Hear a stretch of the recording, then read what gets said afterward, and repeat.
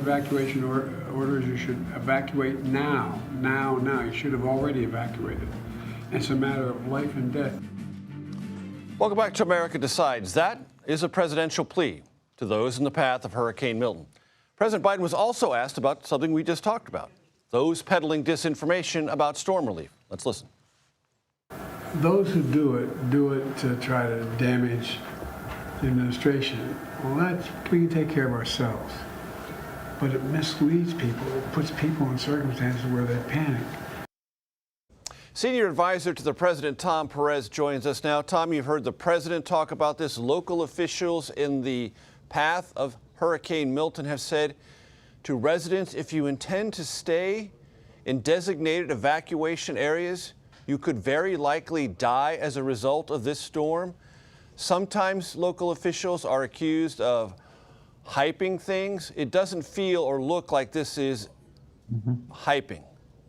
This is not hyping. This is about getting people to listen to their local officials and move out of harm's way. If you are subject of an evacuation order, please heed it. We don't want to go to funerals. We want to make sure that everybody is safe.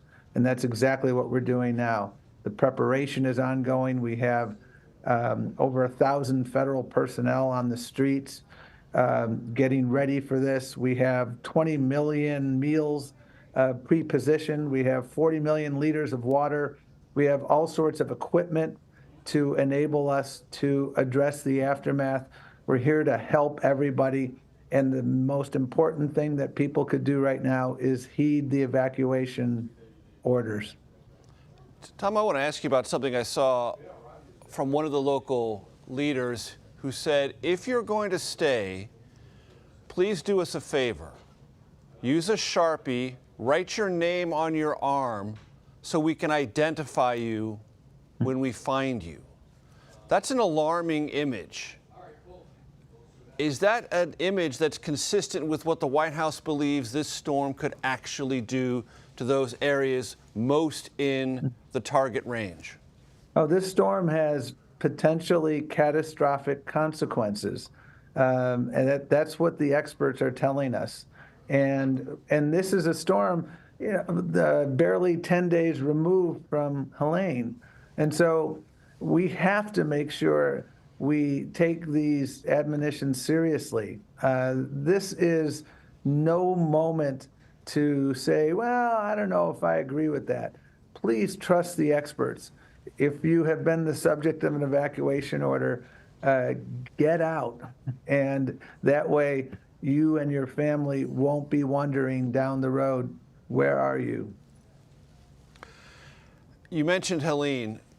One of the things that I think the audience should be mindful of, when ground is saturated, as it is in Florida, as it is in other places, but particularly in the line of fire of this storm, saturated ground makes it much more difficult for storm surge or rain to go to new places. It just becomes much more of a localized problem that intensifies very, very rapidly. One of your concerns has to be that. Absolutely, and especially in Tampa, which is an area that is a potential bullseye. If the storm, as predicted, moves west to east, that's the worst possible trajectory because as folks down there know, Tampa is at sea level.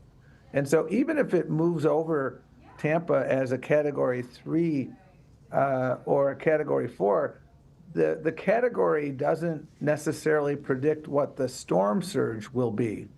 And so that's why it's so important to evacuate, because a Category 3 storm could still have storm surge that can have real life and death consequences, which is why heeding the admonition of folks is so critically important at this moment. Do you believe it will be necessary before the election, Tom, for the president to call Congress back to authorize and appropriate more funds, both for Helene, but also now Milton? No, the president has said, and the FEMA director has said, that we have the resources to get us through these storms right now. But it's equally clear that the president, and he has said this, will be asking Congress for an additional appropriation. The consequences of the upcoming storm and Helene are literally in the billions of dollars. When we reached the agreement a few weeks ago to keep the government open until December 20th, we had asked Congress for more money for storm-related issues. We couldn't get the Republicans to agree. I'm hopeful that this time, in the run-up to December 20th, when we have to fund the federal government for the next fiscal year, I'm hopeful and confident that we will come together in a bipartisan way. I wish it had been done before, but they didn't want to do it. But this time around, I'm hopeful that that will happen. Tom, as you well know, the president is in Milwaukee today. He's making an announcement about an EPA rule related to lead pipes. Explain why that's part of the pitch in the final month of this campaign. Well, getting rid of all lead-infested service lines has been a mantra for President Biden and Vice President Harris since 2021. They made a commitment that we will get rid of and replace all lead service lines in homes and in critical businesses like daycare centers in the next 10 years. This is a public health imperative, and today's announcement is the culmination of quite literally years of work and the passage of the bipartisan infrastructure bill, which contains dedicated funding to make sure we implement this. Lead in your bloodstream, there is no acceptable level of lead, Major, for anyone, especially youngsters. And this is something that the president has been calling for since day one, and the vice president as well. And I'm very excited about it. And the reason he's in Milwaukee, in no small measure, is that Wisconsin has been ahead of the curve. A number of jurisdictions along the Great Lakes region, like Milwaukee and Detroit, got a head start on lead pipe replacement by using some of their original dollars they got through the American Rescue Plan. They now have money through the bipartisan infrastructure bill, and they're going to, I'm sure, meet and probably exceed that 10-year replacement goal to get them all replaced. That's really important, and it's a basic human right. You shouldn't worry about whether the water you drink is going to hurt you or possibly even kill you. Tom Perez coming to us via Zoom in Chicago. Thank you very much for your time as always. Thank you.